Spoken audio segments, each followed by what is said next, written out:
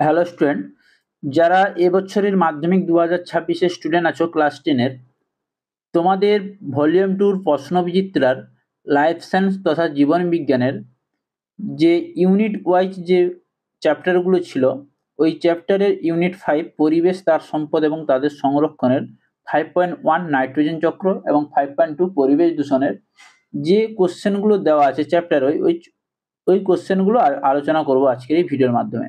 তাই স্কিপ না করে লাস্ট পর্যন্ত দেখতে থাকো। তো অনেক আগে ভিডিওগুলোতে আমি ইউনিট 4 পর্যন্ত দিয়ে দিয়েছিলাম, ইউনিট 5টা দেওয়া হয়নি। তাই ইউনিট 5টা আজ থেকে ভলিউম 2 সমস্ত কিছু ইউনিট 5 বলো, থার্ড ইউনিট টেস্টে যতগুলো মডেল আছে সমস্ত কিছু শেয়ার করবো। আজ থেকে পরপর ভিডিওগুলো তোমরা পেয়ে যাবে, তাই চ্যানেলটিকে সাবস্ক্রাইব করে রাখো যাতে সবার আগে পেতে পারো।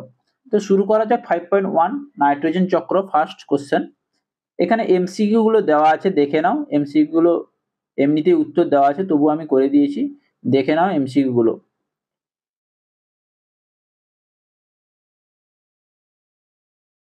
দশটি এখানে এমসিকিউ দেওয়া আছে, হয়েছে। এবার দেখো অতি সংক্ষিপ্ত উত্তরধর্মী প্রশ্ন দেওয়া আছে এখানে। ফার্স্ট কোশ্চেন দেখো, নাইট্রোজেন চক্রের কোন পর্যায়ে অ্যামোনিয়া কতকগুলি ব্যাকটেরিয়ার সাহায্যে নাইট্রেট এবং নাইট্রেট রূপান্তরিত হয়? এখানে সঠিক উত্তর হবে নাইট্রিফিকেশন, হয়েছে।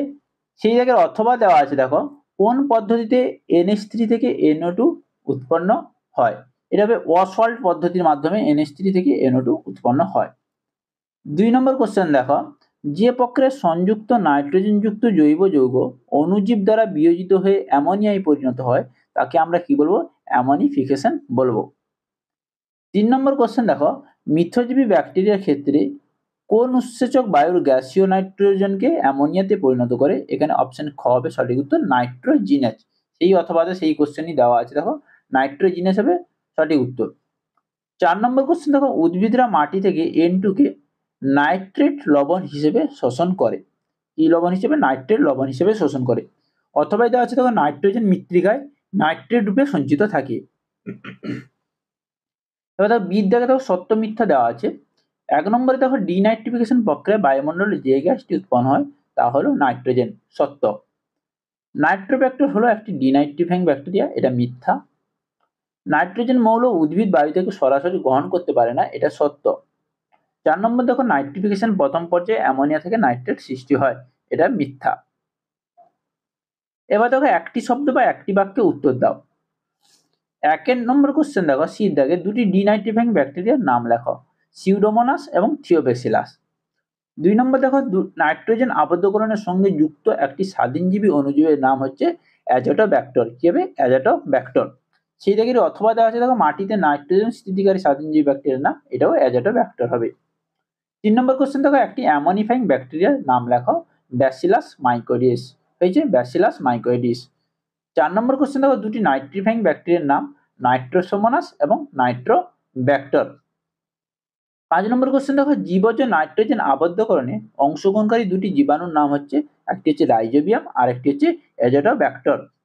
এখানে দেখো 6 নম্বর কোশ্চেনে দেখো, একটি অ্যামোনিয়া থেকে NO2 থেকে NO3, এখানে এ ও বি তে স্থানে কোন কোন ব্যাকটেরিয়াগুলো বসবে? এ তে বসবে নাইট্রোসোমোনাস এবং বি তে বসবে নাইট্রোব্যাক্টর। বোঝা গেল? এবার ধরো ডির দাগে দেখো এ স্তম্ভ এবং বি স্তম্ভ। এ স্তম্ভ বি স্তম্ভে কি বলা হয়েছে? থিওব্যাসিলাস। থিওব্যাসিলাস হচ্ছে একটি ডিনাইট্রিফাইং ব্যাকটেরিয়া। স্বাধীনজীবী N2 স্থিতিকারী ব্যাকটেরিয়া, এটি হচ্ছে ক্লস্ট্রিডিয়াম। লেগ হিমোগ্লোবিন হচ্ছে নাইট্রোজেন সংবন্ধনকারী। হয়েছে। এবার দেখো ইর দাগে বিষদৃশ্য শব্দটি বেছে লেখো, অ্যানাবিনা, নস্টক, রাইজোবিয়াম, সিউডোমোনাস। এখানে সঠিক উত্তর হবে সিউডোমোনাস। হয়েছে। 2 নম্বর দেখো, অ্যামোনিফিকেশন, ইউট্রিফিকেশন, নাইট্রিফিকেশন, ডিনাইট্রিফিকেশন। এখানে বিষদৃশ্যটি হচ্ছে ইউট্রিফিকেশন। এবার এফ এর দাগে দেখো, নাইট্রোজেন সংবন্ধন রাইজোবিয়াম, ডিনাইট্রিফিকেশন হবে সিউডোমোনাস। তাহলে সঠিক উত্তর হবে এখানে ডিনাইট্রিফিকেশন।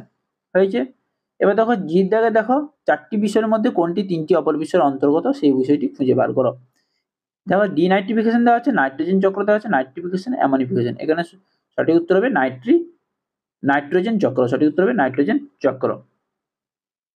এবার দেখো 5.1 গেল। এবার দেখো 5.2 তে দেওয়া আছে পরিবেশ দূষণ। পরিবেশ দূষণে শর্ট কোশ্চেন গুলো দেখে নাও। মিনামাটা রোগ সৃষ্টিকারী ধাতুর নাম পারদ। ক্যাডমিয়ামের দূষণের ফলে সৃষ্ট রোগটি হলো এটাই। এগুলো দেখে নাও, পরপর দেওয়া আছে এমসিকিউ গুলো। হয়েছে?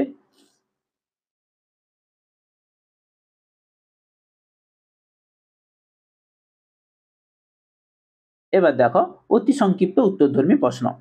অতি সংক্ষিপ্ত উত্তরধর্মী প্রশ্নের ফার্স্ট কোশ্চেন দেখো, মানুষের কাপড় কাচার ক্ষেত্রে ব্যবহৃত ফসফেট সমৃদ্ধ ডিটারজেন্ট জলাশয়ের জলে মিশলে ইউট্রিফিকেশন ঘটে। এখানে সঠিক উত্তর হবে ফসফেট সমৃদ্ধ। 2 নম্বর দেখো, জলাশয়ে পুষ্টিস্তর অতিবৃদ্ধিকে আমরা কি বলবো? ইউট্রোফিকেশন। কি বলবো? ইউট্রোফিকেশন। 3 নম্বর দেখো, বাতাসে ভাসমান ধোঁয়া, ছাই, ধূলিকণা, পরাগরেণু ইত্যাদি সূক্ষ্মকণাকে একত্রে কি বলা হয়? এসপিএম বলা হয়। কি বলা হয়? এসপিএম। হয়েছে? এবার দেখো এসপিএম এর দুটি উদাহরণ দেখো, ভাসমান ধোঁয়া, ছাই, ধূলিকণা, এগুলো হচ্ছে এসপিএম এর দুটি উদাহরণ। 4 নম্বর দেখো, ধান ক্ষেত থেকে উৎপন্ন একটি দাহ্য গ্রিনহাউস গ্যাসটি হলো মিথেন, CH4। 5 দেখো, একটি গৌণ বায়ু দূষক হচ্ছে প্যান পারঅক্সি অ্যাসিটাইল নাইট্রেট। 6 নম্বর কোশ্চেন দেখো, পরিবেশে গ্রিনহাউস গ্যাসের মাত্রা বৃদ্ধির জন্য পৃথিবীর তাপমাত্রা ক্রম বৃদ্ধিকে আমরা কি বলবো? গ্লোবাল ওয়ার্মিং বা বিশ্ব উষ্ণায়ন।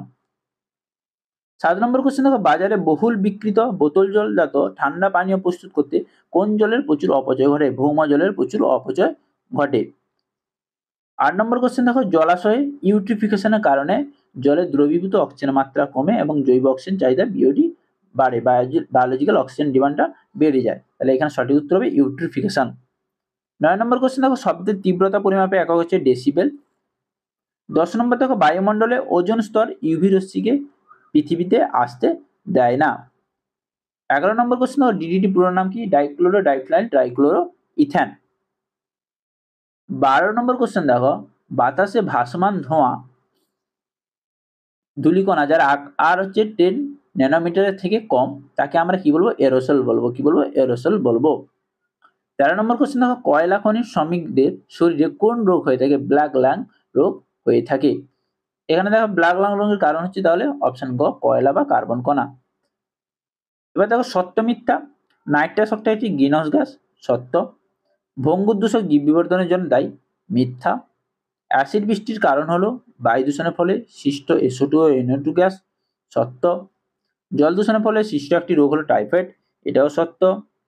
পরিবেশে CO2 পরিমাণ বাড়লে তাপমাত্রা বাড়ার সম্ভাবনা থাকে, এটাও সত্য। SO2 ও NH3 হলো দুটি গ্রিনহাউস গ্যাস, এটা মিথ্যা। প্যান হলো একটি গৌণ বায়ু দূষক, এটা সত্য। DDT হলো ক্লোরিনযুক্ত কীটনাশক বা জীব বিবর্ধন ঘটায়, এটাও সত্য। মৃত্তিকা দূষণের মাধ্যমে পোলিও রোগ সংক্রামিত হয়, এটা মিথ্যা। ফুসফুসে তুলোর তন্তু জমে বিজনেসিস রোগ হয়, এটা সত্য। বোঝা গেল? এবার দেখো শীত দাগের দেখো, একটি শব্দ বা একটি বাক্যে উত্তর দাও। এসপিএম এর পুরো নাম কি? এসপিএম এর পুরো নাম হচ্ছে সাসপেন্ডেড পার্টিকুলেট ম্যাটার। হয়েছে? ডিসলেক্সিয়া রোগের কারণ হচ্ছে সীসা। 3 নম্বর দেখো, প্যানের সম্পূর্ণ নাম পারঅক্সি অ্যাসিটাইল নাইট্রেট। 4 নম্বর কোশ্চেন দেখো, তাজমহলের বিবর্ণ হওয়ার কারণ কোন প্রাকৃতিক ঘটনা? অ্যাসিড বৃষ্টি। হয়েছে? 5 নম্বর কোশ্চেন দেখো, বায়ু দূষণের ফলে কি কি রোগ হয়ে থাকে? হাঁপানি, অ্যালার্জি, এছাড়াও অন্যান্য রোগ হয়ে থাকে। 6 নম্বর কোশ্চেন দেখো, জল দূষণের ফলে কি কি রোগ দেখা যায়? কলেরা দেখা যায়, টাইফয়েড দেখা যায়। 7 নম্বর কোশ্চেন দেখো, এয়ার কন্ডিশন মেশিন এবং রেফ্রিজারেটর থেকে কোন বায়ু দূষকটি বাতাসে মেশে? সিএফসি। সঠিক উত্তর হবে সিএফসি। তাহলে সিএফসি উৎস কি? রেফ্রিজারেটর এবং এয়ার কন্ডিশন মেশিন। 8 নম্বর কোশ্চেন দেখো, প্রধান গ্রিনহাউস গ্যাসটির নাম কি? CO2 carbon die oxide. 9 নম্বর দেখো, সিএফসির পুরো নাম কি? Chlorofluoro carbon. 10 নম্বর দেখো, অ্যানথ্রাকোসিস বা ব্ল্যাক ল্যাং রোগ কাকে বলে? কয়লা ধুলো শ্বাস প্রশ্বাসের মাধ্যমে ফুসফুসে প্রবেশ করলে তখনই আমাদের এক ধরনের রোগ হয়ে থাকে, ওইটাকে আমরা কি বলবো? ব্ল্যাক ল্যাং রোগ বা অ্যানথ্রাকোসিস। 11 নম্বর দেখো, অ্যাসিড বৃষ্টির জন্য দায়ী অ্যাসিডগুলোর নাম হচ্ছে সালফিউরিক অ্যাসিড ও নাইট্রিক অ্যাসিড। 12 নম্বর দেখো, অ্যাসবেস্টস কণা দ্বারা সৃষ্ট ফুসফুসের রোগ কোনটি? ফুসফুসের রোগ হচ্ছে অ্যাসবেস্টোসিস। উত্তর হবে অ্যাসবেস্টোসিস। হয়েছে? 13 নম্বর দেখো, বায়ু দূষণ নিয়ন্ত্রণকারী দুটি যন্ত্রের নাম, একটা হচ্ছে ইলেকট্রোস্ট্যাটিক প্রেসিপিটেটর আর একটি হচ্ছে স্ক্রাবার। 14 নম্বর দেখো, শব্দ দূষণ আমাদের দেহে যে দুটি অঙ্গের সরাসরি ক্ষতি করে সেই দুটি অঙ্গ হলো কান এবং মস্তিষ্ক। 15 নম্বর কোশ্চেন দেখো, যানবাহন থেকে কি কি বায়ু দূষণ নির্গত হয়? CO, NO2 এবং SO2। হয়েছে? এবার দেখো এ স্তম্ভ এবং বি স্তম্ভ মিলাও। এখানে দেওয়া আছে দেখো আর্সেনিক। আর্সেনিক হচ্ছে ভূগর্ভস্থ জল দূষণ, ডিডিটি। ডিডিটি হচ্ছে জীব বিবর্ধন। এসপিএম হচ্ছে বায়ু দূষক। ডিসলেক্সিয়া হচ্ছে সীসা। মিনামাটা হচ্ছে দেখো 5 নম্বর দেখো জলের পারদ দূষণ। প্যান হচ্ছে গৌণ বায়ু দূষক। ইউট্রিফিকেশন হচ্ছে অ্যালগাল ব্লুম। আর সিএফসি হচ্ছে ওজোন হল। তাহলে বোঝা গেল এই ছিল স্তম্ভ এবং বিস্তম্ভ। এবার দেখো বিষদৃশ্য শব্দটি বেছে লেখো। এখানে সঠিক উত্তর হচ্ছে N2O হয়েছে। আরেকটি দেওয়া আছে দেখো 2 নম্বর দেওয়া আছে সিলিকোসিস, ডায়রিয়া, বিজনোসিস, ব্ল্যাক ল্যাং। এখানে সঠিক উত্তর হবে ডায়রিয়া হয়েছে। তাহলে সঠিক উত্তর হচ্ছে কি ডায়রিয়া।